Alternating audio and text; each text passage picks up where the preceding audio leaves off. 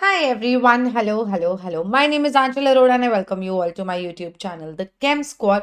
और आज की वीडियो में आज की पहली वीडियो में आई डोंट नो मुझे आदत है आज की वीडियो में बोलने का बट इस वीडियो में हम लोग बात करने वाले हैं जेई मेंस 2025 24 जनवरी को जो पेपर हुआ था उसके केमिस्ट्री पोर्शन को हम डिस्कस करेंगे और शिफ्ट 1 की बात इस वीडियो में करेंगे एंड शिफ्ट 2 की बात नेक्स्ट वीडियो में करेंगे ठीक है like the usual protocol. And yesterday this paper happened, and today we are discussing it. Why did we not discuss it yesterday? Because Nani si John, I have to type, I have to figure out, and then I have to record, and then I have to edit. देखो ये रोना तो मेरा चलता रहेगा, but this is how it is. तो मुझे वैसे भी वो रैट रेस में नहीं भागना कि अरे अरे सबसे पहले मैंने सॉल्व किया, नहीं किया मैंने सबसे पहले सॉल्व, अब कर रही हूँ मैं सॉल्व, देख लेना, समझ आ जाएगा तो बढ़िया, नहीं आएगा तो फिर और दोबारा समझा देंगे, ठीक है, पेपर डिस्कस करेंगे। तो लेट्स गो। ठीक है जी, सबसे पहला question, which of the following is the strongest oxidising agent. सबसे तगड़े ऑक्सीडाइजिंग एजेंट की बात हो रही है यार। ये जो एफ ब्लॉक वालों की बात होती थी ना, इसमें हमें ये पता था कि इनकी जो सबसे स्टेबल ऑक्सीडेशन स्टेट्स हैं उनकी हम जब बात करते थे तो हमने ये बोला था कि यार ठीक है यूरोपियम +2 में एग्जिस्ट करता है या फिर सीई जो है वो 4+ में एग्जिस्ट करता है, बट इवेंचुअली इन सबको +3 में आने का चस्का है क्योंकि वो इनके ग्रुप की कॉमन ऑक्सीडेशन स्टेट है जिसमें सब लोग खुश हैं। तो ये +3 में काफ़ी खुश रहते हैं ये लोग, है ना। तो अगर हम उस चीज़ को मद्देनजर रखें तो ये EU2+ से EU3+ जाने में खुश होएगा। मतलब इस चीज़ में ये जो ऑक्सीडेशन पोटेंशियल होगी ये वैल्यू पॉजिटिव होगी, which would make it a good reducing agent, क्योंकि ये खुद ऑक्सीडाइज होगा ना तो सामने वाले को रिड्यूस करेगा। सिमिलरली CE4+ से CE3+ में जाने में उसको कोई दिक्कत नहीं होगी। कहने का मतलब ये जो रिडक्शन पोटेंशियल की वैल्यू है ये पॉजिटिव होगी, ये पॉजिटिव होगी और इसीलिए ये गुड ऑक्सीडाइजिंग एजेंट हो जाएगा। ठीक है, next question, the difference in the melting point and boiling point of oxygen and sulphur. ऐसा सा क्वेश्चन जब आए तो कैसे सोचना होता है, मेल्टिंग पॉइंट और बॉइलिंग पॉइंट की बात करनी है। एक सेकेंड, मुझे क्या पता है इनके बारे में यार। एक तो ये फोर्सेस ऑफ अट्रैक्शन से लेना देना होता है, जितने ज्यादा फोर्सेस ऑफ अट्रैक्शन उतना ज्यादा मेल्टिंग पॉइंट होता है, या जितने ज्यादा फोर्सेस ऑफ अट्रैक्शन उतना ज्यादा बॉइलिंग पॉइंट होता है। ठीक है, फोर्सेस ऑफ अट्रैक्शन में वॉन्डरवॉल फोर्सेस या फिर अलग अलग टाइप के एटॉमिक फोर्सेस हो सकते हैं या फिर इंटरमोलिकुलर फोर्सेस हो सकते हैं। जब हम बॉइलिंग पॉइंट की बात करें, मेल्टिंग पॉइंट की बात करें, बहुत सारी चीज़ें होती हैं फोर्सेस में, लेकिन इन केसेस में हम लोग स्पेसिफिकली इंटरमोलिकुलर फोर्सेस की भी बात करते हैं। अच्छा, ऑल्सो हमें ये पता है कि जिनका मोलर मास ज़्यादा होता है ना उनका बॉइलिंग पॉइंट ज़्यादा होता है जनरली, क्योंकि वॉन्डरवॉल फोर्सेस उनमें ज़्यादा होते हैं, है ना। तो मोलर मास ज़्यादा मतलब जितना ज़्यादा मास जितने ज़्यादा एटम उतना ज़्यादा मास, राइट। तो अगर मैं ऑक्सीजन की बात करूँ तो ये O2 की तरह एग्जिस्ट करता है, सल्फर की बात करूँ तो एसिड की तरह, इसका मास ज़्यादा हो जाएगा। और अगर इसका मास ज़्यादा हो जाएगा तो इसके ये सब melting point boiling point comparatively ज़्यादा होंगे। तो it is boiling down to what, it is boiling down to atomicity. जिसकी एटॉमिसिटी ज़्यादा उसका बॉइलिंग पॉइंट मेल्टिंग पॉइंट ज़्यादा। Next question, ribose present in DNA. अटक रहा है क्या कुछ, नहीं नहीं, ribose present in DNA is a pentose sugar present in pyranose form. Alpha anomeric carbon is present in D configuration, a reducing sugar in the free form. यार एक तो ये पायरेनोस तो नहीं होता, ये फ्यूरेनोस फॉर्म में होता है राइबोस। अल्फा एनोमेरिक कार्बन नहीं होता है इसमें, बीटा एनोमेरिक कार्बन होता है और डी कॉन्फ़िगरेशन होती है। तो डी कॉन्फ़िगरेशन होती है, पायरेनोस नहीं होता, फ्यूरेनोस फॉर्म होती है, एक पेंटोस शुगर होता है, अल्फा एनोमेरिक कार्बन नहीं होता, बीटा होता है, it is a reducing sugar in the free form. ये सही है, तो ADNE आंसर्स हैं। अगर तुम्हें इसके स्ट्रक्चर को देखना है तो मैं इसका स्ट्रक्चर भी बना देती हूँ। OH रिड्यूस्ड फॉर्म में होता है, HHHOH CH2OH beta D 2D deoxy ribose sugar होता है, सेकेंड पे डीऑक्सी होता है। ठीक है जी, next, consider the following reaction. एक एल्काइन दिया हुआ है और उसमें डाला हुआ है अपने के लिए Hg2+ in the presence of H2SO4। ठीक है, एल्काइन है, इसमें डाला हुआ है Hg2+ in the presence of H2SO4। जब एल्कीन की बात करते हैं, मैं बस रिकॉल करा रही हूँ कि एल्कीन का भी आ सकता है, जब एल्कीन की बात करते हैं और उसमें हाइड्रेशन होता है, और उसमें हाइड्रेशन की बात करते हैं, तो हमें मिलता है क्या? पहले तो पाई इलेक्ट्रॉन्स जाते हैं H+ के पास और ये बनाता है CH3 मोर स्टेबल कार्बोकटायन, और ये फिर इस पे OH लग जाता है, पानी से OH आता है और वो इस पे लग जाता है। पहले प्रोटिक अल्कोहल बनती है और फिर नॉर्मल अल्कोहल बन जाती है, तो इवेंचुअली ये मेजर प्रोडक्ट बनता है। अब अगर मैं अल्काइन की बात करूं, मैं एक सेकेंड पेज ऐड कर लूं, गिव मी 1 सेकेंड। चल भैया पेज आ जा। तो अल्काइंस के केस में Hg2+ का काम होता है ये रिएक्शन को ढंग से करवाना। H2SO4 एक्वस है, मतलब H+, HSO4- में टूटेगा पानी की प्रेजेंस में, है ना। तो अब ये पाई इलेक्ट्रॉन्स जाके H+ लेके आएंगे, तो ये बनेगा। मैं पूरा मैकेनिज्म करा रही हूँ, जबकि मैं सीधा बोल सकती थी कि इस केस में कीटोन बनेगा, जो मुझे बोलना है इवेंचुअली, पर मुझे लगा चलो मैकेनिज्म रिकॉल भी करा देते हैं जो लोग पढ़ने के लिए देख रहे हैं। तो CH3C double bond CH more stable कार्बोकटाइन बनेगा, ये वाले कार्बन को हाइड्रोजन मिल जाएगा, मोर स्टेबल कार्बोकटाइन। ये मेजर प्रोडक्ट देगा, इसलिए मैं सिर्फ मोर स्टेबल को बना रही हूँ। ठीक है, अब इस पे आ जाएगा पानी,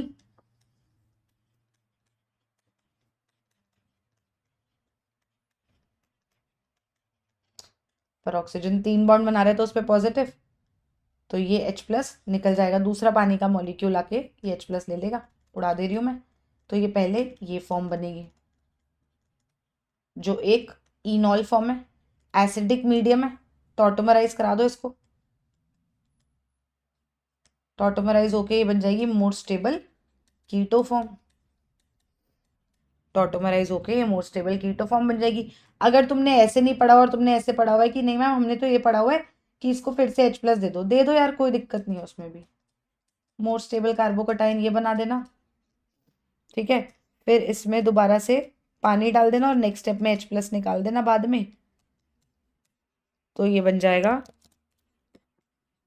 COH CH3 एक कार्बन पे 2 OH स्टेबल नहीं होते, तो ये पानी निकल जाएगा और इवेंचुअली ये यही देगा। ठीक है, इररिस्पेक्टिव ऑफ तुमने किस मेथड से करा है, इवेंचुअली अपने को एसीटोन ही मिलना है, गेम ये है। ठीक है जी, इवेंचुअली अपने को एसीटोन मिलना है। तो फर्स्ट स्टेप जो था, जो Hg2+ H2SO4 डाला था, उससे मेरे को एसीटोन मिल गया। अब मैं तुम्हें सेकेंड पार्ट दिखाती हूँ। सेकेंड स्टेप में वो बोल रहा है इसमें HCN डालो। HCN डालते हैं जब एसीटोन में, तो उसका साइनोहाइड्रिन बनता है, nucleophilic addition reaction takes place. ये HCN स्लाइटली अल्कलाइन मीडियम में डलता है, तो पहले ये H+ ले लेगा, इसको भेज देना, और फिर CN- जो है वो इलेक्ट्रोफिलिक सेंटर पे अटैक कर देगा, तो HCN की वजह से साइनोहाइड्रिन बनता है। इसके बाद बेटा इसमें डाला हुआ है H2 निकल, मतलब रिड्यूसिंग एजेंट, तो ये CN जो है ये रिड्यूस होके क्या देगा, 1 डिग्री अमीन। याद है मैंने आपको कराया था कि C ट्रिपल बॉन्ड N है कहीं पे, तो ये रिड्यूस होके इसके साथ हाइड्रोजन लगेंगे और इसके साथ हाइड्रोजन लगेंगे, तो ये बन जाएगा क्या, CH2NH2।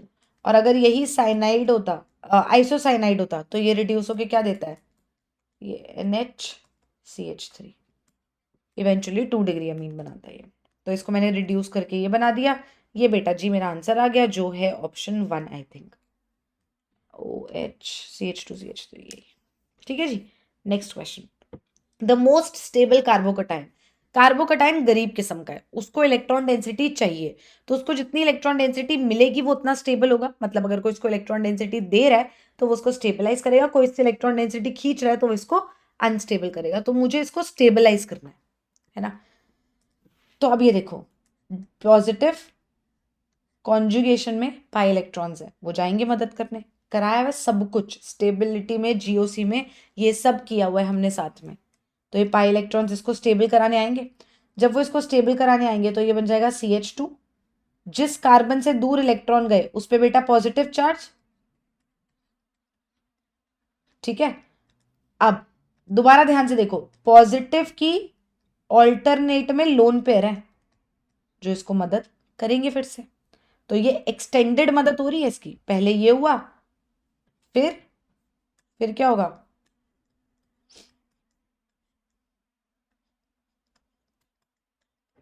अब एक कैच दिखाऊंगी इसमें, ठीक है।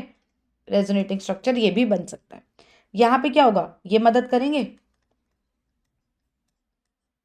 पॉजिटिव, इसको भी ये मदद मिल सकती है, जिसको तुम लोग इनऑर्गेनिक में बैक बॉन्डिंग और ऑर्गेनिक में रेजोनेंस बोलते हो।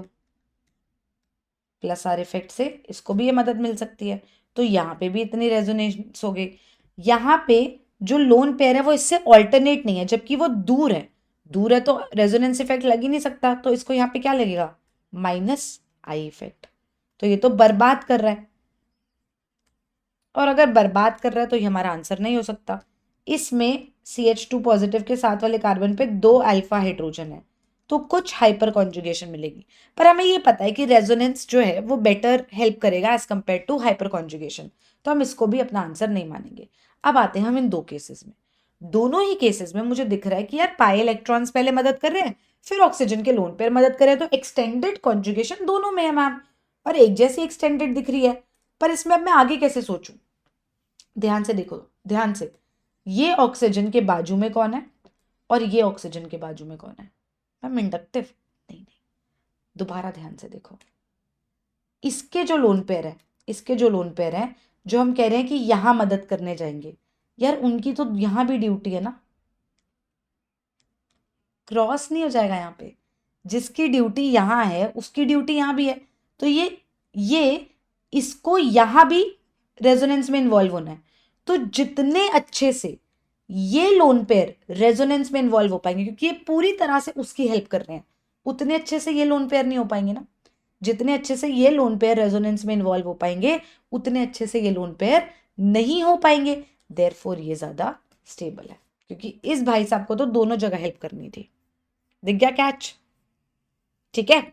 Next question, which of the following is most reactive towards nucleophilic addition reaction. किसी न्यूक्लियोफाइल ने आना है, इलेक्ट्रॉन रिच स्पीशीज ने आना है, अब चाहे वो नेगेटिवली चार्ज हो या चाहे उस पर लोन पेयर हो, किसी इलेक्ट्रॉन रिच स्पीशीज ने आना है, तो इसका मतलब जो सामने वाली रिएक्टिव चीज है वो इलेक्ट्रोफिलिक होनी चाहिए। वो इस न्यूक्लियोफाइल को खुली बाहों से इसका सत्कार करके इसको बुलाए अपने पास, है ना। तो मतलब जितना इस स्पीशीज पे डेल्टा पॉजिटिव या पॉजिटिव चार्ज है, जितनी इस पे गरीबी है, उतने अच्छे से ये न्यूक्लियोफाइल से रिएक्ट करेगा। इन सब केसेस में एक बार स्ट्रक्चर बनाते हैं। पहला केस है पैरा नाइट्रोबेंजेल्डिहाइड, दूसरा केस है पैरा मिथाइल बेंजेल्डिहाइड, अरे भैया ऑक्सीजन बनो ठीक से, तीसरा केस है बेंजेल्डिहाइड, एंड चौथा केस है एसिटोफिनोन। एसिटोफिनोन पता है ना क्या होता है, ठीक है, मिथाइल फिनाइल कीटोन वाला एसिटोफिनोन होता है। अब अपन को क्या क्या पता है, अपन को पता है aldehydes are more reactive than ketones when it comes to nucleophilic addition reaction, क्योंकि एल्डिहाइड्स में ये ज्यादा ज्यादा इलेक्ट्रोफिलिक सेंटर होता है, प्लस वो स्टेरिक हिंड्रेंस की वजह से भी बेटर होता है, तो इलेक्ट्रोफिलिसिटी ज्यादा एल्डिहाइड्स में होती है। तो भाई आप तो हटो, आप निकलो, आप गेम में ही नहीं हो यार, आप चलो यहाँ से। अब तीनों एल्डिहाइड्स को कंपेयर करते हैं, तीनों ही केस में बेंजीन का रेजोनेंस मिल रहा है, इस पे भी डेल्टा पॉजिटिव है, ये भी इलेक्ट्रोफिलिक है, ये भी इलेक्ट्रोफिलिक है, एंड तीनों ही केस में बेंजीन से इसको इलेक्ट्रॉन डेंसिटी कुछ मिल रही है जो इसके इलेक्ट्रोफिलिक नेचर को थोड़ा सा घटा रही है, पर वो तीनों केस में है। हमें तो अलग चीज ढूंढनी है ना, ये तीनों केस में, इसको तो हम कंपेयर कर ही नहीं सकते, समझो मेरी बात। तो अब मैं डिफरेंस ढूंढूंगी। ये जो नाइट्रो ग्रुप है इसका काम है माइनस आर इफेक्ट दिखाना, ऑर्थो पैरा पे लगा है रेजोनेंस दिखाएगा, जब भी ऑर्थो पैरा पे लगा होता है तो उसकी रेजोनेंस देखते हैं, ये खींचेगा रेजोनेंस से, मतलब ये इलेक्ट्रॉन डेंसिटी अपनी तरफ अच्छे से खींच रहा है, इनफैक्ट CHO से ज्यादा माइनस आर दिखाता है, तो ये तो तगड़े तरीके से खींच रहा है। तो ये इसकी ये इलेक्ट्रोफिलिसिटी बढ़ा रहा है, जबकि यहां लगा है CH3, क्योंकि पैरा पे लगा है तो ये हाइपर कॉन्जुगेशन से इफेक्ट करेगा, तो ये इलेक्ट्रॉन डेंसिटी दे रहा है, तो ये इसकी इलेक्ट्रोफिलिसिटी को कम कर रहा है, उसको और इलेक्ट्रॉन डेंसिटी दे रहा है। वो कह रहा है भाई मुझे गरीब रहने दे, बाहर की न्यूक्लियोफाइल से रिएक्ट करना है। ये कह रहा है अरे मैं दे रहा हूँ इलेक्ट्रॉन डेंसिटी, बाहर मत जा लेने, मैं दे तो रहा हूँ इलेक्ट्रॉन डेंसिटी, तुझे बाहर जाके लेने की क्या जरूरत है इलेक्ट्रॉन डेंसिटी। समझे मेरी बात। लेकिन पहले केस में एक तो वो पहले ही गरीब CHO, ऊपर से NO2 पैरा पे लग के और इलेक्ट्रॉन डेंसिटी उससे चूस रहा है, तो उसकी इलेक्ट्रोफिलिसिटी, उसकी गरीबी और बढ़ रही है, उसकी गरीबी और बढ़ रही है, तो वो सामने वाले न्यूक्लियोफाइल से और अच्छे से रिएक्ट करेगा। तो इसका मतलब बेस्ट रिएक्टेंट ये होगा। बात समझ आई। कोई दिक्कत तकलीफ दुख परेशानी हो कमेंट सेक्शन में बिंदास लिख देना, सॉर्ट कर दिया जाएगा। Next, consider the following statements about पानी, NH3 and CH4. Okay. H2O, NH3 and CH4, चारों ही केसेस में अगर मैं स्टेरिक नंबर निकाल के भी, मैं एक सेकेंड एक पेज ऐड कर लूँ फटाक से, परमिशन क्या ले रही हूँ, तुम क्या ही कर लोगे मना करके भी, पेज तो मैं ऐड कर ही रही हूँ ऑलरेडी, करूंगी वो तो सही बात है। सुनो, H2O, NH3, CH4, चारों केसेस में स्टेरिक नंबर निकालूंगी तो हाइब्रिडाइजेशन आ जाएगी। स्टेरिक नंबर जो मैंने फॉर्मूला कराया है, क्योंकि सबका अपना अपना जुगाड़ होता है, half of valence electrons on the central atom plus number of monovalent atoms attached, monovalent atoms और ग्रुप्स, माइनस कटाइनिक चार्ज का मैग्नीट्यूड प्लस अनाइनिक चार्ज का मैग्नीट्यूड। ठीक है, फर्स्ट केस में oxygen is the central atom, तो इसका steric number आ जाएगा कितना, half of 6 valence electrons, 2 hydrogen है तो 2 मोनोवेलेंट जुड़े हैं, स्टेरिक नंबर आ जाएगा 4। Half of central atom is nitrogen, 5 valence electrons है, 3 मोनोवेलेंट हाइड्रोजन जुड़े हैं, स्टेरिक नंबर आ जाएगा 4। हाफ ऑफ 4 वैलेंस इलेक्ट्रॉन्स होते हैं कार्बन पे, 4 मोनोवेलेंट जुड़े हैं, स्टेरिक नंबर आ जाएगा 4। ये हाइब्रिडाइजेशन भी sp3, ये हाइब्रिडाइजेशन भी sp3 एंड ये हाइब्रिडाइजेशन भी sp3, तो तीनों की ही हाइब्रिडाइजेशन sp3 है, ये सही है। तो चारों में वैसे तो ये ऑप्शन है। ठीक है जी। ऑर्डर ऑफ डायपोल मोमेंट, ये बेटा सिमेट्रिकल है। अगर आप शेप तक आओगे, शेप तक आऊं अगर मैं, तो steric number is equal to lone pair plus sigma bonds वाला फॉर्मूला लगता है। कितने सिग्मा बॉन्ड्स हैं यहाँ पे, एक ऑक्सीजन 2 हाइड्रोजन से जुड़ा है, तो लोन पेयर आ गए 2 lone pair, sp3 hybridization and 2 lone pair, shape आती है बेटा बेंट। यहाँ पे 1 लोन पेयर आएगा, 4 is equal to 3 sigma bond बना रहे, 1 लोन पेयर आ जाएगा, तो शेप आ जाएगी पिरामिडल, और बेटा यहाँ शेप आ जाएगी टेट्राहेड्रल। क्योंकि ये सिमेट्रिक है तो यहाँ पे नेट डायपोल मोमेंट हो जाएगा 0, यहाँ पे नेट डायपोल मोमेंट हो जाएगा 0। अब ये दोनों सिमेट्रिक नहीं है तो कुछ तो डायपोल मोमेंट होगा।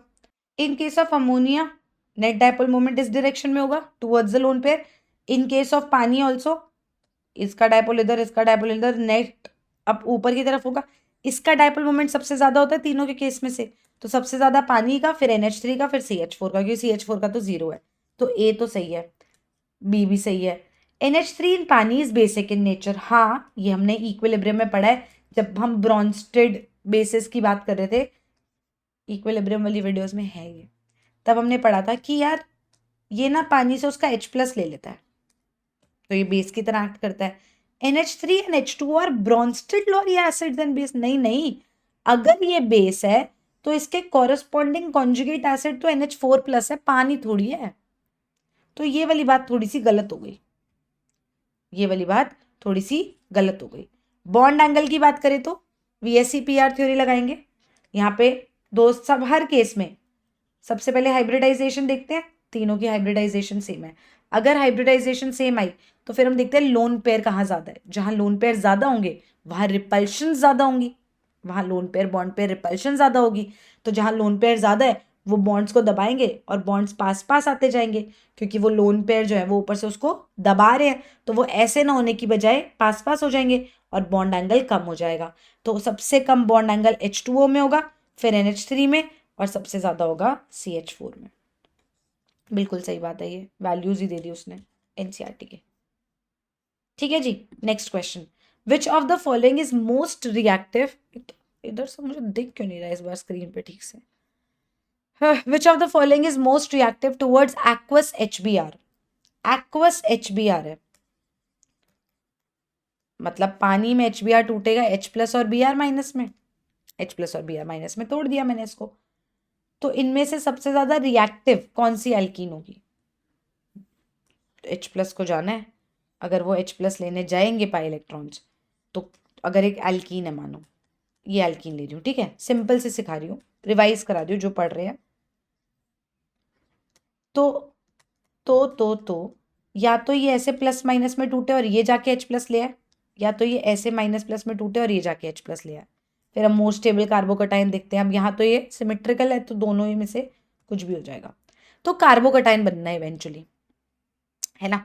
अब जहां स्टेबल कार्बोकटाइन बनेगा वो ज्यादा रिएक्टिव होगा।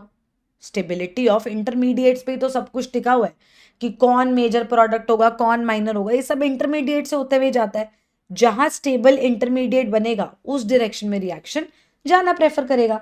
तो अगर ये पाई इलेक्ट्रॉन्स गए तो या तो ये कार्बोकटाइन बनेगी, ये एच ले आएगा, या तो ये कार्बोकटाइन बने और ये एच ले आए। बेटर कौन सी है, ये कार्बोकटाइन, क्योंकि ऑक्सीजन का लोन पेयर इसको रेजोनेंस से डायरेक्टली हेल्प कर रहा है। तो ये कार्बोकटाइन बहुत बढ़िया बनेगी, तो पी की रिएक्टिव तो बहुत बढ़िया है। क्यू में देखे तो पाई इलेक्ट्रॉन्स जाएंगे तो ठीक है, कोई भी कार्बोकटाइन बना दो, कोई एक्स्ट्रा स्टेबिलिटी वाला फैक्टर तो नहीं आ रहा, मतलब बस ये अल्फा हाइड्रोजन ही है, दो इधर दो इधर, 4 अल्फा हाइड्रोजन होने की वजह से हाइपर कॉन्जुगेशन से मदद हो रही है। इस वाले केस में मोर स्टेबल कार्बोकटाइन बेटा ये वाली बनेगी, जिसको जिसको मदद हो रही है 2 अल्फा हाइड्रोजन ये रे, 2 ये रे और 3 ये रे, 3 2 5 2 7, 7 अल्फा हाइड्रोजन से उसको हेल्प हो रही है। इस वाले केस में भी 7 अल्फा हाइड्रोजन ही होंगे। एक बार में अगर मैं यहाँ कार्बोकटाइन बना दूँ 7 भी नहीं होंगे, तो 3 4 5 6 अल्फा हाइड्रोजन हो जाएंगे, राइट। मैं चारों केस में कार्बोकटाइन बना के दिखाती हूँ। फर्स्ट केस में कार्बोकटाइन होगी ये, सेकेंड केस में कार्बोकटाइन ये, थर्ड केस में कार्बोकटाइन होगी ये, और फोर्थ केस में कार्बोकटाइन, दोनों में से किसी भी जगह बनाओ, मैंने यही बना दी है, ठीक है जी। अब इसको मदद हो रही है रेजोनेंस से, इसको मदद हो रही है, इसके आसपास 4 अल्फा हाइड्रोजन हैं, इसको मदद हो रही है 4 ये रे और 3 ये रे, 7 अल्फा हाइड्रोजन हैं। इस कार्बोकटाइन को मदद करने के लिए 2 3 5 और एक 6 अल्फा हाइड्रोजन है। तो इन सब को हाइपर कॉन्जुगेशन से मदद हो रही है, लेकिन ये डायरेक्टली ऑक्सीजन के लोन पेयर रेजोनेंस से मदद कर रहे हैं, तो बाकी सबके कंपैरिजन में ये मोस्ट रिएक्टिव होगा। बाद में इसमें बी आर माइनस आके यहां लग जाएगा, तो प्रोडक्ट ये बन जाएगा। तो यहाँ पे P would be the most reactive. मैंने आपको प्रोडक्ट भी दिखा दिया है। At the freezing point of water process is non spontaneous, it becomes spontaneous at the boiling point of water. मतलब टेम्परेचर बढ़ाने से, टेम्परेचर बढ़ाने से स्पॉन्टेनियस हो रहा है। देखो, अगर डेल्टा एच अगर डेल्टा एच नेगेटिव है और डेल्टा एस पॉजिटिव है, अगर डेल्टा एच नेगेटिव है और डेल्टा एस पॉजिटिव है, तो delta G is equal to delta H minus T delta S. मान लो डेल्टा एच का मैग्नीट्यूड एक्स है और डेल्टा एस का मैग्नीट्यूड वाई है, ठीक है। अब डेल्टा एच नेगेटिव है तो मतलब minus X minus T into delta S positive है प्लस वाई, तो ये हो जाएगा minus X minus T Y. तो ये तो हर टेम्परेचर पे स्पॉन्टेनियस है, ऐसा थोड़ी कि फ्रीजिंग पॉइंट पे नहीं होगा बॉइलिंग पॉइंट पे होगा, ये तो हर टेम्परेचर पे स्पॉन्टेनियस है ना। ये नहीं चाहिए उसको, उसको चाहिए कि ऐसा प्रोसेस बता जो टेम्परेचर बढ़ाने से स्पॉन्टेनियस हो रहा है, जो टेम्परेचर बढ़ाने से हो रहा है। नेक्स्ट केस देखें, इधर वाले केस में थर्ड वाला देख रही हूं मैं, delta G is equal to plus X क्योंकि एंडोथर्मिक है, और ये minus T into minus Y is equal to plus X plus T Y. ये तो ऑलवेज नॉन स्पॉन्टेनियस है नॉट हेल्पफुल। ये केस देखें तो इस केस में डेल्टा जी क्या हो जाएगा, -x - t इंटू, ये डेल्टा एस है, -t इंटू -y, तो -x + ty। अच्छा, इस रिएक्शन को स्पॉन्टेनियस होने के लिए डेल्टा जी नेगेटिव चाहिए, मुझे ये नेगेटिव चाहिए ना, मुझे स्पॉन्टेनियस कराना है। तो ये वैल्यू नेगेटिव कब आएगी, जब ये नेगेटिव वाली वैल्यू ज्यादा होगी और पॉजिटिव वाली कम। बेटा -5 + 10 करोगे तो +5 आंसर आएगा, लेकिन -5 + 2 करोगे तो -3 आंसर आएगा। तो नेगेटिव आंसर लाने के लिए तुम्हें ये प्लस वाली टर्म छोटी चाहिए होती है ना। तो मेरे को ये टर्म छोटी चाहिए, मतलब मुझे टेम्परेचर कम चाहिए। पर मेरे को तो उसने बोला है कि फ्रीजिंग पॉइंट पे नहीं है, बॉइलिंग पे है। तो बॉइलिंग पॉइंट तो ज्यादा होता है, जैसे पानी के केस में फ्रीजिंग पॉइंट 0 है, बॉइलिंग पॉइंट 100 है। तो मैं तो टेम्परेचर ज्यादा की तरफ जा रही हूं, तो ये तो मेरी मदद नहीं करेगा। लेकिन अगर मैं ये वाला केस देखूं, delta H positive and delta S is also positive, अगर मैं ये केस देखूं तो delta H positive and delta S भी पॉजिटिव, इसकी बात करते हैं। तो delta G is equal to +x - t into +y, तो +x - ty। तो फिर से वही बात हो रही है, मुझे नेगेटिव वाली टर्म बड़ी चाहिए ताकि मेरा डेल्टा जी नेगेटिव आए और मेरा रिएक्शन स्पॉन्टेनियस हो। सही बात है। और ये बड़ी टर्म कब होगी, जब टेम्परेचर बढ़ाओगे। तो मतलब अगर कोई फ्रीजिंग पॉइंट पे स्पॉन्टेनियस नहीं है, मैं टेम्परेचर बढ़ाऊं और फिर वो मुझे बॉइलिंग पॉइंट पे स्पॉन्टेनियस मिल जाए, वो वाली बात इसके साथ परफेक्टली जा रही है कि हाँ भाई पहले नहीं था, पर तूने उसको हीट वीट दी, तूने उसको मजाक किया कि भैया टेम्परेचर बढ़ जाए, तो तेरा सही आ गया। ठीक है जी। Next, in the preparation of potassium permanganate from pyrolusite ore, the fusion of pyrolusite ore is done with an alkali metal hydroxide, बिल्कुल, in the presence of oxidising agent, बिल्कुल। तो ये परमैंगनेट डायरेक्ट उसकी प्रेपरेशन पे question आ गया कि MnO2 को किससे ट्रीट किया जाता है, KOH से ट्रीट किया जाता है, फिर ऑक्सीडाइजिंग एजेंट डाला जाता है, तो वो बनाता है K2MnO4, नॉट KMnO4। पहले वो K2MnO4 बनाता है, जिसके बाद में हमें KMnO4 मिलता है। तो पहले तो हमें पोटेशियम पर मैंगनेट ना मिलके पोटेशियम मैंगनेट मिलता है। ठीक है जी।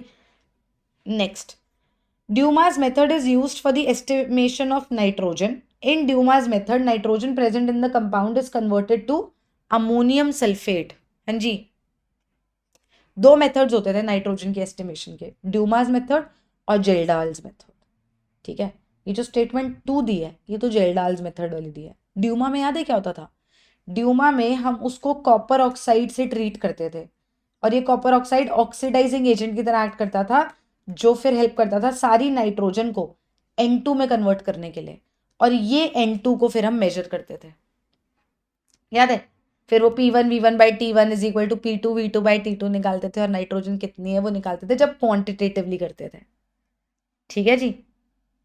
ठीक है, तो स्टेटमेंट 1 तो सही है कि ड्यूमास मेथड यूज होता है, पर स्टेटमेंट 2 जो है वो ड्यूमास में नहीं होता, वो तो जेल्डाल्स में होता है। ड्यूमास मेथड में तो N2 की फॉर्म में इसको बनाया जाता है। तो 11th क्वेश्चन में स्टेटमेंट 1 करेक्ट है, स्टेटमेंट 2 इनकरेक्ट है। Next question, an electron jumps from A to C by, page add कर दें पहले, फिर वरना बाद में बड़ी दिक्कत होती है मुझे। पेज इधर ले आते हैं। पेज कहाँ गया, ये रहा। ठीक है, an electron jumps from A to C by emitting a wavelength of 2000 angstrom। पहले तो बेसिक्स रिकॉल करा दूं जो पढ़ने बैठे हैं भैया। नीचे से ऊपर जब इलेक्ट्रॉन जाता है तो वो एनर्जी अब्जॉर्ब करता है। ठीक है, ऊपर से नीचे जब इलेक्ट्रॉन आता है तो वो एनर्जी एमिट करता है in the form of a radiation, जो तुम पढ़ते हो अलग अलग सीरीज। ठीक है, अब यहाँ वो कह रहे हैं कि A से C जब इलेक्ट्रॉन गया तो उसने वेवलेंथ ऑफ लाइट इतनी एमिट करी, इसका मतलब वो ऊपर से नीचे गया है। वो ये कहना चाह रहा है कि जब वो यहाँ से यहाँ गया तो जो तुम्हारी रेडिएशन निकली उसकी वेवलेंथ थी 2000 एंगस्ट्रॉम। ठीक है, और ये बात भी तुम्हें याद होनी चाहिए, E is equal to H nu होता है या फिर HC/λ। तो is inversely proportional to lambda. Just in case बस रिकॉल करा रही हूँ, आगे का क्वेश्चन मुझे भी पढ़ना है अभी। And also jumps from B to C by emitting a wavelength of 6000 angstrom. B से सी जब गया तो भी एमिट करी उसने रेडिएशन 6000 एंगस्ट्रॉम की, ज्यादा वेवलेंथ की। ज्यादा वेवलेंथ मतलब कम एनर्जी या ज्यादा एनर्जी? कम एनर्जी। बहुत बढ़िया, क्योंकि दे आर इनवर्सली प्रोपोर्शनल। तो अगर वेवलेंथ ज्यादा होगी तो एनर्जी कम होगी।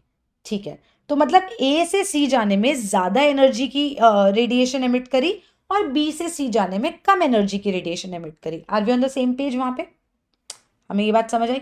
तो इसका मतलब बी का लेवल ए से कम है, क्योंकि ये एनर्जी गैप कम है ना। यहां से यहां जाने में जो लाइट निकली उसकी वेवलेंथ ज्यादा है, मतलब उसकी एनर्जी कम है। एनर्जी कम कब होती है बेटा? जब एनर्जी गैप कम हो। इसका मतलब ये गैप छोटा है और ए और सी का गैप बड़ा है। यहां तक समझ आया? ठीक है, फिर क्वेश्चन है then the wavelength in the electron jumps from A to B is. ये निकालना है मुझे। अब सुनो सुनो सुनो सुनो, ध्यान से देखना। अगर मैं बोलूं कि ये जो AC का एनर्जी गैप है, डेल्टा एनर्जी AC, ये इक्वल टू है AB के एनर्जी गैप के प्लस BC के एनर्जी गैप के, तो तुम मानोगे? अच्छा क्वेश्चन था ये, बहुत अच्छा क्वेश्चन था ये। क्या ये बात मानोगे?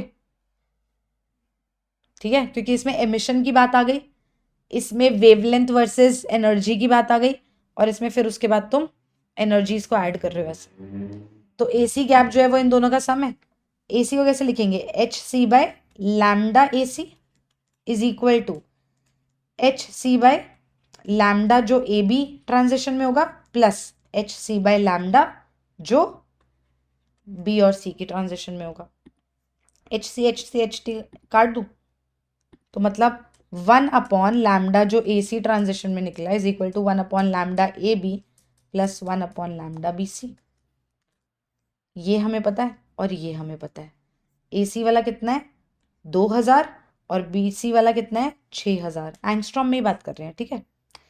तो AC वाला है 2000, 6000। तो 1 बाय लैम्डा AB कितना हो जाएगा? This minus this.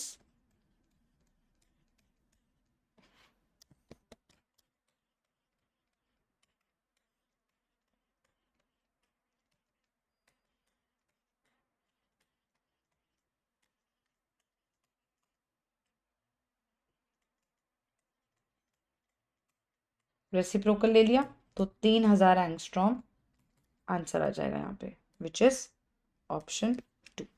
Very nice question, अच्छा क्वेश्चन दिया था ये, सोचने वाला। Next, calculate the value of E not cell for a given cell based on the given information. अपने पास ये सेल है बेटा, Fe2 plus plus Ag plus gives Fe3 plus plus Ag। मेरे पास ये सेल है। उसके बाद वो मुझे कह रहा है Ag plus plus electron gives Ag, उसने इसकी बात करी है। ये जो मेरा सेल है, ये मेरे पास फुल सेल का रिएक्शन दिया है, ठीक है।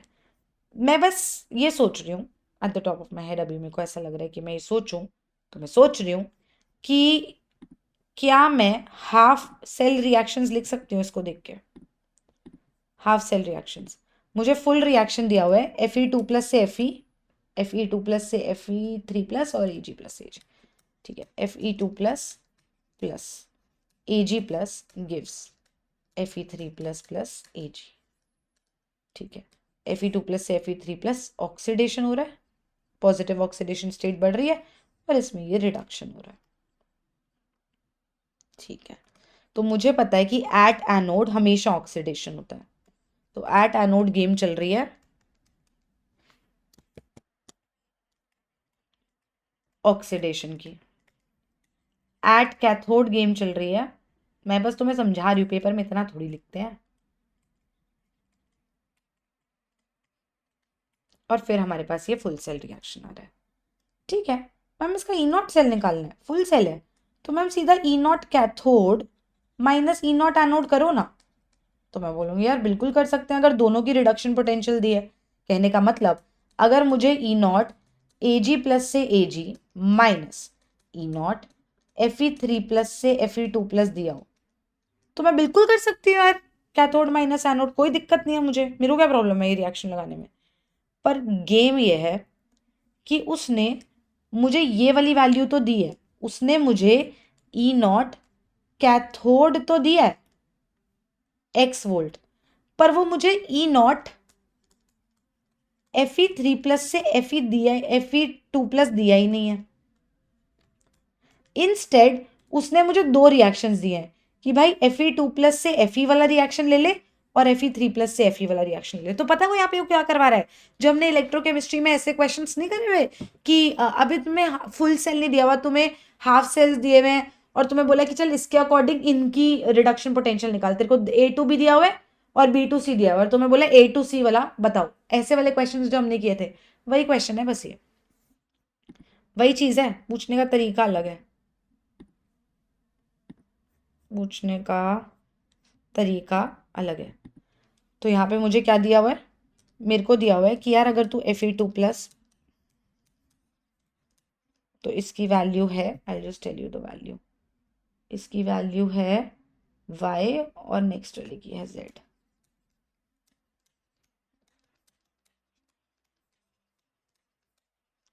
लेकिन मुझे क्या चाहिए, मुझे F E three plus plus electron gives F E two plus, ये रिएक्शन चाहिए मुझे, इसका ई नॉट चाहिए ताकि मैं फुल सेल में इसको यूज कर पाऊँ, है ना। तो मेरे को रिएक्टेंट साइड पे ये चाहिए पर मुझे प्रोडक्ट साइड पे ये चाहिए। तो रिएक्शन पहले वाला उल्टा कर दूं, दूसरे वाला रिएक्शन एज इट इज लिखूंगी, देखते रहना। और पहले वाला रिएक्शन मैंने रिवर्स कर दिया, रिएक्शन रिवर्स कर दिया तो उसका ई नॉट भी माइनस हो जाएगा।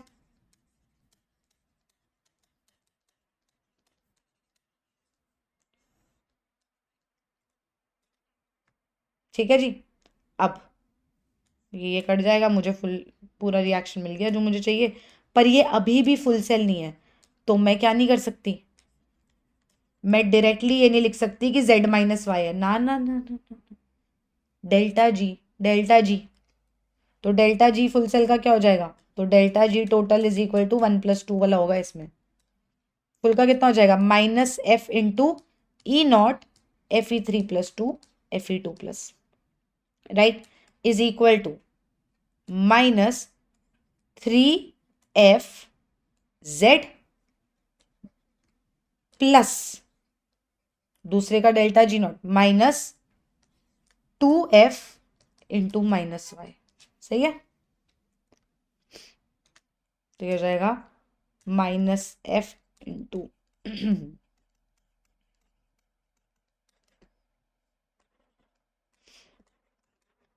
माइनस माइनस प्लस होता है, plus equal to minus three Z plus two Y, या फिर मैं लिख सकती हूं E nought of F E three plus two F E two plus is equal to three Z minus two Y. सही है। अब ये वाली वैल्यू अगर मैं E nought cathode minus E nought anode में सब्सटीट्यूट करूँ तो मेरे पास ओवरऑल ई नॉट सेल आ जाएगा। कैथोड की वैल्यू उसने एक्स दी है minus three Z minus two Y, that implies X minus three Z plus two Y मेरा आंसर है। देखिए हमारा आंसर सही आ रहा है कि नहीं, X minus three Z plus two Y. ठीक है जी, नेक्स्ट क्वेश्चन। एक बार मैं देख लेती हूँ कि भाई सब कुछ दिखा ना तुम्हें एंड तक, हाँ सब कुछ क्लियरली दिख रहा है। फिर भी एक बार डिस्प्ले स्क्रीन को थोड़ा सा और नीचे कर देते हैं कि आगे के क्वेश्चन में भी कभी दिक्कत ना हो। ठीक है, फिर भी मैंने दिखा दिया कि मैंने क्या किया। नेक्स्ट क्वेश्चन देखें, थोड़ा सा जूम इन कर लेते हैं क्वेश्चन पे। क्वेश्चन है consider the given reaction and prove and choose proper solvent CH3 CH2 CH2 CH2 Cl OH minus CH3 CH2 CH2 CH2 OH। तो Cl से OH लगा है, न्यूक्लियोफिलिक सब्सटीट्यूशन हुआ है पर कोई रीअरेंजमेंट नहीं हुआ, SN2 हुआ है। ये मुझे कैसे पता चला, एक तो मैंने सबस्ट्रेट की शक्ल देखी भाई, 1 डिग्री है, तो 1 डिग्री में न्यूक्लियोफिलिक सब्सटीट्यूशन कर रहे हो तो SN2 ही होगा। और अगर SN2 होगा तो सॉल्वेंट कैसा लेंगे, पोलर तो लेना पड़ेगा, क्योंकि रिएक्शन ऐसा है, क्योंकि आयंस आ रही हैं। पर एप्रोटिक लेंगे, SN2 में पोलर एप्रोटिक सॉल्वेंट होता है, तो रिएक्शन 1 में पोलर एप्रोटिक चाहिए, तो आंसर या तो 2 है या तो 3। सेकेंड वाला भी अगर मैं देखूं तो 1 डिग्री का ही सब्सटीट्यूशन है ना, ये NR3 पॉजिटिव यहाँ भी लग जाएगा और Cl माइनस निकल गया। तो 1 डिग्री में अगर हो रहा है तो ये SN2 टाइप अगेन है, फिर से अगर SN2 है तो यहाँ भी पोलर एप्रोटिक चाहिए, इसलिए आंसर 3 है। सिंपल लॉजिक बेस्ड था कि तुम्हें ये समझ आ रहा है सबस्ट्रेट को देख के कि नहीं आ रहा कि कौन से टाइप का रिएक्शन है, उस टाइप से तुम्हें ये पता है कि नहीं पता कि उस टाइप के सब्सटीट्यूशन रिएक्शन में हम पोलर प्रोटिक यूज करते हैं या पोलर एप्रोटिक। इतनी सी बात थी, बड़ी बातें करते ही नहीं है। कैलकुलेट 2 बार, अच्छा sorry. Next question, 2.32 into 10⁻³ kg, इतना सारा काहे लिया, ऑफ Fe3O4 रिएक्ट से इतना सारा कार्बन मोनोऑक्साइड कहाँ लिया। मूल कॉन्सेप्ट का क्वेश्चन है यार, पहले देख लो भैया कि उसने बैलेंस करके दिया है कि नहीं, हमेशा पहले यही देखना है कि उसने बैलेंस करके दिया है कि नहीं। अगर बैलेंस करके दिया है तो very good, thank you so much, लेकिन अगर बैलेंस करके नहीं दिया है तो हम कुछ नहीं कर सकते, हमें खुद ही कुछ करना पड़ेगा, विच इज़ बैलेंसिंग। तो मुझे तो दिख रहा है कि यहाँ पे 3 आयन है, यहाँ पे 3 है नहीं, तो मतलब ये मेहनत करवा रहा है ये क्वेश्चन जबरदस्ती की। करते हैं फिर, और क्या, मेहनत ही करते रहते हैं, कर लेते हैं थोड़ी और। आयन के आगे 3 लिख दिया तो आयन तो हो गया बैलेंस। अब मुझे कार्बन बैलेंस करना है, ऑक्सीजन बैलेंस करना है। ऑक्सीजन तो यहाँ पे ज़्यादा है, यहाँ पे कम है। अगर मैं यहाँ 4 लिख दूँ तो हो जाएगा 8 ऑक्सीजन और 4 कार्बन। यहाँ 4 ऑक्सीजन ऑलरेडी है तो यहाँ भी 4 लिख दूँ तो 4 ऑक्सीजन और आ गए, 8 ऑक्सीजन 4 कार्बन, हो गया बैलेंस। वूहू, balancing done. अब क्या करना है, अरे भैया इतना बड़ा ये तो दिया हुआ है, इसका मैंने अमाउंट लिया है 2.32 into 10⁻³ kg। Number of moles निकाल लेते हैं। Fe3O4 का मास 231.5 के आसपास दिया होता है, पर हम इसको 232 ही मानेंगे, क्योंकि मेरी मर्जी, क्योंकि मुझे उसको इजी बनाना है। तो नंबर ऑफ मोल्स आ जाएंगे गिवन मास, मेक श्योर ऊपर और नीचे सेम यूनिट्स है, ठीक है। तो गिवन मास इनटू 1000 और करना पड़ेगा क्योंकि मुझे इसको ग्राम्स में करना है। मोलर मास, तो इसके गिवन मोल्स अपने को कितने दिए हैं, बाप रे बाप,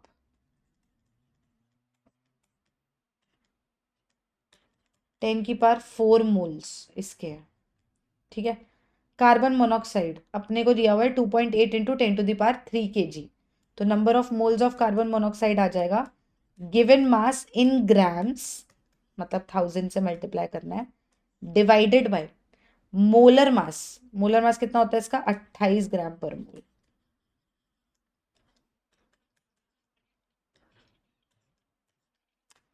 ओके ओके, तो ये आ जाएगा 10⁵ मोल्स, बहुत ही बढ़िया। अब ये हमारे पास गिवन चीज है, ठीक है। मेरे को पता है बैलेंस्ड इक्वेशन को देख के कि 1 मोल ऑफ Fe3O4 को 4 मोल ऑफ कार्बन मोनोऑक्साइड चाहिए, एक को 4 चाहिए, राइट। तो मतलब 10⁻⁴ को 4 इंटू 10⁻⁴ चाहिए। अगर बेटा 1 मोल को 4 चाहिए तो 10⁻⁴ मोल्स को 4 इंटू 10⁻⁴ मोल्स चाहिए, पर हमें दिया कितना है, हमें दिया है 10⁵ मोल्स, जो बहुत ज़्यादा है, तो ये एक्सेस में है। तो इसका मतलब Fe3O4 जो है वो लिमिटिंग रिएजेंट है, Fe3O4 जो है वो लिमिटिंग रिएजेंट है, इसके अकॉर्डिंग क्वेश्चन करना है। तो अब इसके अकॉर्डिंग चलना है, फिर नॉर्मली चलो कि 1 मोल से 3 बनता है, तो 10⁻⁴ अगर मोल्स लेंगे तो ये कितना बनेगा, 3 इंटू 10⁻⁴ मोल्स। 1 से 3 बनता है तो कुछ अटक गया, आवाज आ रही है, राइट। 1 से 3 बनता है तो 10⁻⁴ मोल्स लेंगे तो 3 इंटू 10⁻⁴ मोल्स हमें मिलेगा, ठीक है। अब मास निकालेंगे, मास क्या होता है, number of moles into molar mass. Molar mass 55.885 है ना, तो 56 मोलर मास लेते हैं ना हम, तो इसका इंटू 56 ग्राम्स में आएगा ये, it is a 50 into 10⁴ grams. KG में कन्वर्ट करेंगे तो 1000 से डिवाइड करेंगे, फाइनली आंसर आएगा 1680 केजी। अगेन अच्छा क्वेश्चन था, लिमिटिंग रिएजेंट का क्वेश्चन था। आपको ये बात मैंने बहुत बार समझाई है कि जब भी दोनों रिएक्टेंट्स की कहानी दी होती है तो लिमिटिंग रिएजेंट वो हमसे खिलवाना चाह रहा होता है, हमें लिमिटिंग रिएजेंट का ध्यान रखना होता है। अगर किसी एक रिएक्टेंट की कहानी दी होती है तो हमें नहीं सोचना होता, पर क्योंकि दोनों की कहानी दी थी तो हमें लिमिटिंग रिएजेंट के अकॉर्डिंग सोचना था। Next question, consider the following reaction of a complex compound. Okay, पानी में डाला तो 3 मोल आयंस मिली, 1 मोल से 3 मोल, मतलब एक ये प्लस 2 ऑफ समथिंग, एक तो ये पूरा प्लस 2 ऑफ समथिंग, 3 आयंस मिली। AgNO3 डाला तो 2 मोल्स ऑफ AgCl। अगर Cl जो है वो कोऑर्डिनेशन कॉम्प्लेक्स के अंदर होता है ना, अगर वो कोऑर्डिनेशन कॉम्प्लेक्स के अंदर होता है तो वो आयनिक फॉर्म में नहीं डिसोसिएट हो पाता। याद है, सिर्फ जो आयनिक स्फेयर होता है, एक तो कोऑर्डिनेशन स्फेयर होता है, एक आयनिक स्फेयर होता है। तो जो कोऑर्डिनेशन स्फेयर के अंदर Cl है वो लिगेंड की तरह एक्ट कर रहा है, वो बाहर Cl माइनस की फॉर्म में नहीं आता है। पर हाँ, अगर वो आयनिक स्फेयर का पार्ट है या वो काउंटर आयन का पार्ट है तो वो निकल सकता है। तो क्योंकि 2 मोल्स ऑफ AgCl मिला, इसका मतलब 2 moles of Cl minus free बैठा था। इसका मतलब ये कुछ ऐसे था, तभी ये 2 Cl फ्री होंगे। इनफैक्ट अगर ये कुछ ऐसे होगा तो ये 3 आयंस देगा पानी में, जो पहले वाले बात को भी सही बोल रहा है, राइट। तो ये कैसा दिखना चाहिए, ये दिखना चाहिए CONH3 एक Cl अंदर, क्योंकि टोटल 3 Cl है बेटा, और 2 Cl बाहर। ये इसका फॉर्मूला हो जाएगा जो फर्स्ट ऑप्शन है। Next question, consider the following plots of vapour pressure okay of a solution containing non-volatile solute and versus temperature and choose the correct that represents the depression in freezing solvent। मतलब delta TF जो सही से represent करता है वो graph बताना है। ध्यान से देखो इसको, इस क्वेश्चन में फिर अटक रहा है कुछ। इस पर्टिकुलर क्वेश्चन में अपन को क्या देखना है, देखो भैया, पहली बात तो फ्रीजिंग पॉइंट आता कब है। फ्रीजिंग पॉइंट आता है जब vapour pressure of solvent becomes equal to the vapour pressure of the solid state जो आती है ना, क्योंकि फ्रीज होके सॉलिड बना रहे हैं ना, तो वो जो लिक्विड लिया है उसका vapour pressure should become equal to the solid का वेपर प्रेशर, तब हम बोलते हैं कि फ्रीजिंग पॉइंट आ गया। तो वेपर प्रेशर का ग्राफ अगर है, जनरल बता रही हूँ, और अगर ये सॉलिड या फ्रोजन स्टेट है और ये सॉल्वेंट की स्टेट दी है, तो ये जिस पॉइंट पे ये लोग मिल रहे हैं, जिस पॉइंट पे vapour pressure of solvent becomes equal to the vapour pressure of solid, solid का भी यही है, सॉल्वेंट का भी यही है, जिस टेम्परेचर पे ऐसा होता है उसको हम बोलते हैं फ्रीजिंग पॉइंट। एकदम शुरू से शुरू कर रहे हैं, समझा रही हूँ। ऑल्सो एक हमें चीज़ और पता है कि अगर मैंने नॉन वॉलेटाइल सोल्यूट को सॉल्वेंट में डाला तो वो जो सोल्यूशन है उसका vapour pressure would be less than pure solvent वाला वेपर प्रेशर। तो हमेशा सॉल्वेंट वाला वेपर प्रेशर वर्सेस टेम्परेचर का ग्राफ अगर मैं देखूं तो सॉल्वेंट का हमेशा सॉल्यूशन से ऊपर होता है। तो इसका मतलब ये आंसर नहीं हो सकता, ये आंसर नहीं हो सकता। एंड क्योंकि मैं बॉइलिंग पॉइंट की बात नहीं कर रही, क्योंकि मैं फ्रीजिंग पॉइंट की बात कर रही हूँ, तो मुझे एक चीज तो मैंने ध्यान रख ली कि सॉल्वेंट का वेपर प्रेशर वाला ग्राफ ऊपर होता है, क्योंकि उसका वेपर प्रेशर हमेशा ज्यादा होता है सोल्यूशन से। दूसरी चीज मुझे जो ध्यान रखनी है कि सॉलिड्स के केस में जब मैं बात कर रही हूँ, जब मैं सॉलिड बना रही हूँ उसका, तो फ्रीजिंग पॉइंट पे वेपर प्रेशर एट 1 atm नहीं मेजर करते, वो वाला वेपर प्रेशर की वैल्यू देखते हैं जिसमें सॉलिड और सॉल्वेंट की इक्वल हो रही है। जैसे यहाँ पे ये पॉइंट जो है, ये point where the vapour pressure of ये सॉल्वेंट वाला graph is also here, and ये फ्रोजन वाला graph, frozen solvent which is the solid form, वो भी हियर है। इस टेम्परेचर को बोलते हैं freezing point of pure solvent. तो ऐसे वाला ग्राफ चलेगा, ये नहीं चलेगा, इसलिए ये आंसर है। फिर भी बात कर लेते हैं। और सोल्यूशन वाला जो कर्व है उसमें भी जब vapour pressure of this part becomes equal to the frozen solvent का वेपर प्रेशर, तो ये सोल्यूशन का फ्रीजिंग टेम्परेचर है और इसके बीच का गैप डेल्टा टी एफ देगा। ठीक है, next, a student synthesised the compound given below, उसने सिंथेसाइज करा है ये, ओके ये बनाना है, मतलब मैं इसको ये अगर मैं इसको ऐसे टेढ़ा है ये, रुको इसको सीधा करके दिखाऊं, क्योंकि तुम्हें अभी मैं सीधा करके बनाऊंगी तो तुम्हें लगेगा कि ये क्या कर रहे हो, इसको घुमाऊंगी कैसे, घुमा के तुम्हें रहूंगी, एक सेकेंड, हाँ इसको ऐसे बना दूं, चलेगा तुम्हें? ठीक है जी, तुम्हारे सामने की है ये, तो मतलब उसने स्टूडेंट ने ये बनाया है कॉन्जुगेटेड एल्डिहाइड, ये मुझे दिखने में बेटर लग रहा है ना, मेरे से सॉल्व हो जाएगा इजीली, इसलिए मैंने इसको ऐसे बना दिया। अब उसने कोई रिएक्टेंट लिया, ठीक है भाई तूने कोई रिएक्टेंट लिया, उसमें तूने NBS डाला, NBS जो होता है वो ब्रोमिनेशन करता है, जैसे ब्रोमीन लाइट या ब्रोमीन हीट करता है वही NBS करता है, पर ये स्पेसिफिक होता है अलाइलिक एल्केन्स के लिए, मतलब अलाइलिक कार्बन के लिए, डबल बॉन्ड के साथ वाले कार्बन पे बहुत बढ़िया एक्ट करता है। इधर अगर हाइड्रोजन है तो उसको रिप्लेस करके ब्रोमीन लगा देगा। ठीक है, तो मतलब अगर मेरे पास कोई डबल बॉन्ड है तो उसमें अगर मैंने NBS डाला तो वो इस पोजीशन या इस पोजीशन पे ब्रोमीन लगा देगा, मैं यहां लगा देती हूँ ब्रोमीन। ठीक है, उसके बाद मैंने ये बेस डाला है, देखो Me3CO- देख लो क्या है, इतना ज्यादा बल्कि बेस है ये, देखो टर्ट ब्यूटॉक्साइड डाला है मैंने इसमें, टर्ट ब्यूटॉक्साइड, बल्कि बल्कि बल्कि बहुत बल्कि बेस डाला है, और बल्कि बेस डालने से होगा एलिमिनेशन ही, पर कैसे वाला, कैसे वाला, लेस सब्सटीट्यूटेड वाला मेजर प्रोडक्ट होगा, राइट, लेस सब्सटीट्यूटेड वाला मेजर प्रोडक्ट होगा। उसके बाद मैंने उसमें अल्कोहल डाली और उसके बाद PCC डाला। ठीक है, मुझे पता है PCC जो होता है, अल्कोहल डाली नहीं अल्कोहल बनाई, वो अल्कोहल से एल्डिहाइड बनाता है, ये मुझे पता है। ठीक है, 1 डिग्री अल्कोहल से, 1 डिग्री अल्कोहल से एल्डिहाइड बनाता है, तो मुझे कोई 1 डिग्री अल्कोहल बनानी है, 1 डिग्री अल्कोहल अगर मैं सिर्फ ये लूं तो मेरे पास 1 डिग्री अल्कोहल का चांस नहीं आएगा, तो मैं ऑप्शंस की शक्ल देखती हूँ, ऑप्शंस की शक्ल देखती हूँ। इसमें ध्यान से देखना, जो थर्ड ऑप्शन है यहां पे, एक सेकेंड, अगर मैं यहां पे NBS डालूंगी तो वो एल्केन्स का ही रिएक्शन है, वो ब्रोमिनेशन ही करता है, पर वो अलाइलिक ज्यादा अच्छे से करता है, तो या तो वो यहां पे ब्रोमीन लगाए विच इज 3 डिग्री अलाइलिक, या फिर बेटा वो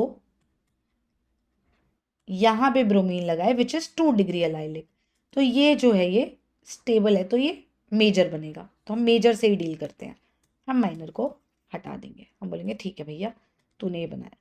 उसके बाद बेटा इसमें डाला गया है टर्ट ब्यूटॉक्साइड, मतलब ऐसे बल्कि बेस जो less substituted alkene major product देगा।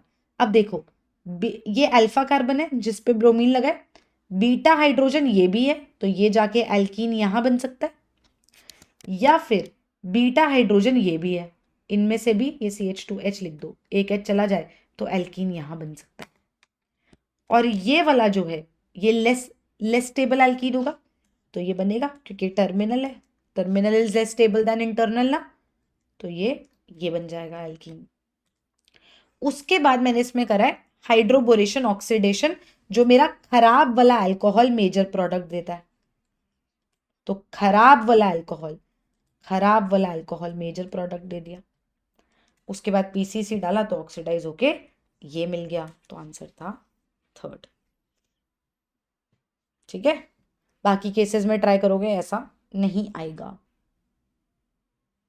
Next question, select the incorrect statements about the modern periodic table. The physical and chemical properties of elements are periodic function of atomic weight. Incorrect statement बतानी है, गलत बात बतानी है modern के बारे में। मॉडर्न पीरियोडिक टेबल में तो अटोमिक नंबर का पीरियोडिक फंक्शन था, इलेक्ट्रॉनिक कॉन्फ़िगरेशन की बातें आने लग गई थी, अटोमिक नंबर की बातें हो रही थी, तो वेट की बातें तो हो ही नहीं रही थी, ये सीधा ही देखते ही गलत हो गया। Next, if the KSP of chromium hydroxide CrOH whole thrice है, solid gives Cr3 plus aqueous plus 3OH minus aqueous। ठीक है जी। क्रोमियम हाइड्रोक्साइड की बात हो रही है, इसका KSP अपन को दिया हुआ है कितना, 1.6 इंटू 10⁻⁻30। देखो बेटा, अगर ये S है, ठीक है, तो ये 3S होगा। KSP क्या होगा, इसकी concentration which is S raise to the power इसका stoichiometric coefficient into hydroxide ion की concentration which is 3S raise to the power उसका stoichiometric coefficient. Simple formula, 3 3 9 3 27 S to the power 4 हो जाएगा। ठीक है, अगर मोलर सॉल्युबिलिटी दी हुई है 1.5 इंटू 10⁻⁻x, S की वैल्यू दी है,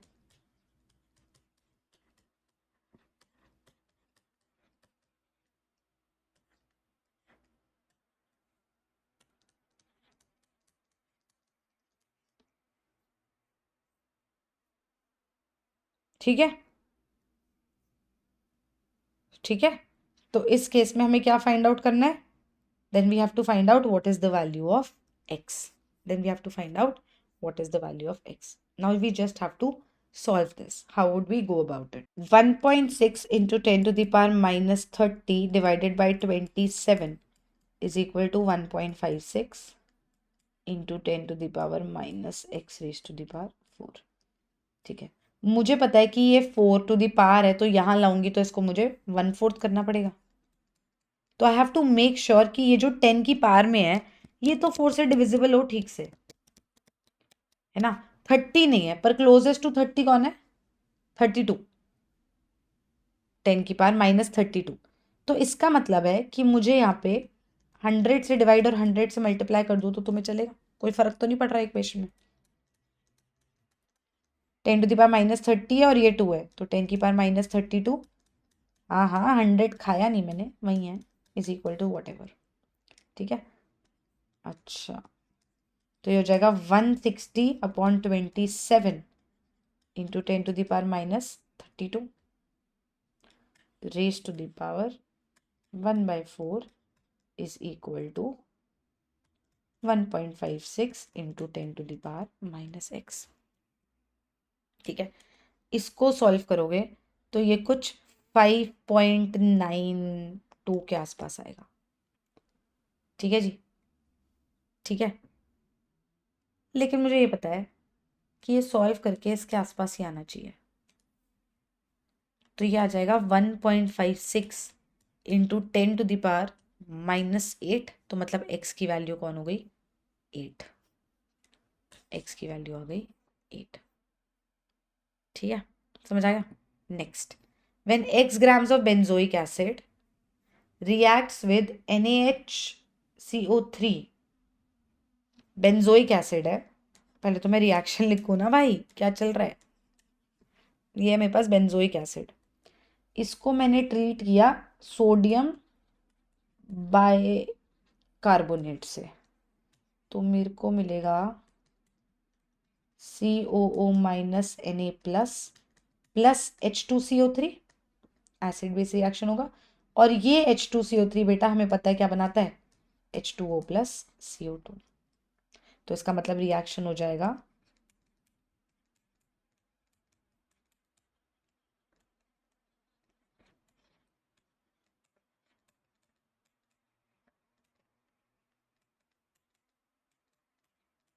ये, मैंने पता है ऐसे क्यों लिखा है, क्योंकि मैं तुम्हें जो लोग पढ़ रहे हैं उनको ये रिमाइंड कराना चाह रही हूँ कि जो CO2 बनता है ये इस एसिड के कार्बन से नहीं बनता है, ये इस कार्बन का बना होता है। तो अगर वो यहाँ पे कार्बन 14 लिख दे तो CO2 में कार्बन 14 नहीं आएगा। ऐसे मैंने क्वेश्चंस करवाए में ऑर्गेनिक में, तो इसीलिए मैंने पूरा फिर से लिखा है ताकि तुम्हें ये याद हो ये वाली बात। हाँ जी, 11.2 लीटर्स बना रहा है at 273 kelvin and 180 M pressure. तो इसका मतलब है कितने मोल्स हो गया, 11.2 डिवाइडेड बाय 22.4 मतलब 0.5 मोल है ये।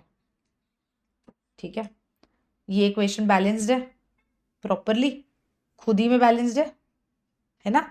तो अगर ये 1 मोल होता तो ये 1 मोल कार्बन डाइऑक्साइड देता, मतलब 1 मोल कार्बन डाइऑक्साइड बनाने के लिए 1 मोल बेंजोइक एसिड लेना है, तो 0.5 मोल बनाने के लिए 0.5 मोल लेना है बेंजोइक एसिड।